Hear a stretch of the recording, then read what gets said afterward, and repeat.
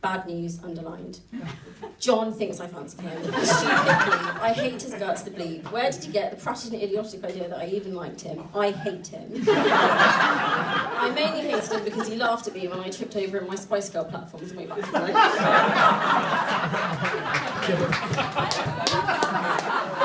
It was around this time the Wiltons first came to my attention. I must have been about 12 years old when my sister Susie came back from the swimming pool in tears as a mean boy called Chris Wilton had said she had a moustache. In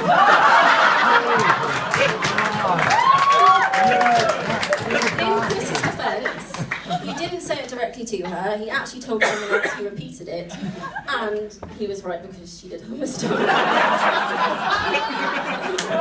It's all right, Chris! Susie, I love you! Spending the next 5 years at boarding school, I didn't hear much more. However, returning to Frome for sixth form, I saw Nick around college a few times. I say saw, as I never met him. I just knew who he was, that he was in a band, and he was popular, and that he would never ever want to go out with me. 5 years later, after we'd been on a few dates, I searched through my year 12 diary, convinced I'd written about him a handful of times. Unfortunately, the only diary entry I can pinpoint to him is one that reads, "Loads of awful stuff has been happening, but I don't want to write it down."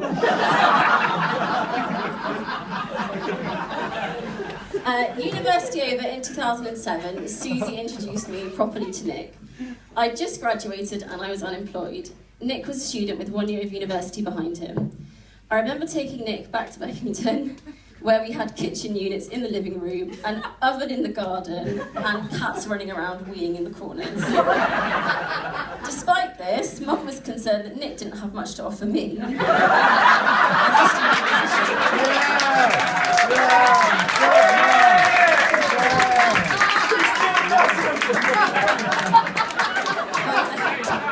My mum seemed unsure that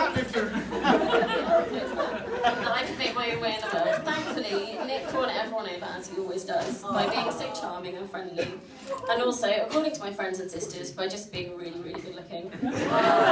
Susie stopped fancying him a long time ago when she realised, as she confided in me, he actually wasn't that cool.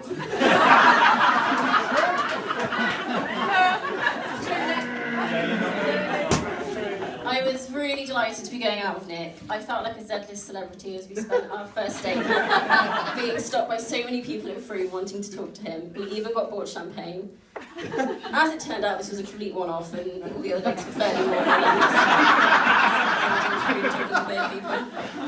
I knew I made it in Frome when a complete stranger tried to chat me up near the Blue Boar and was told by his friend, "Don't bother, mate, she's with an operationer." I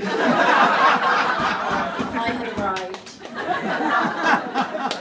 After 7 years in Frome, we've made it to today. Nick, thank you for helping me be more confident, being patient and understanding with me, and teaching me to look at things in a more positive way. Since I first met you, you've always seemed to be known and liked by everyone in Frome, and it's true that you put a lot of time and effort into all your relationships, and you deserve to be as loved as you are. And I've even benefited from that being able to steal some of your friends, and I'm very lucky to have met you. Frome's a small place, and no offence, but there aren't many good boys to choose from. I'd also like to take this opportunity to thank Nick's wonderful family, who have always been so welcoming and supportive. Having John and Jackie down the road has been having like a second set of parents.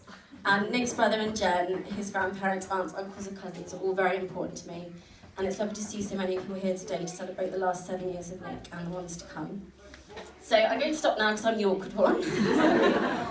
But thank you all, and I'd just like to propose a toast to a beautiful, talented musician who is the love of my life, to Taylor Hanson, everybody.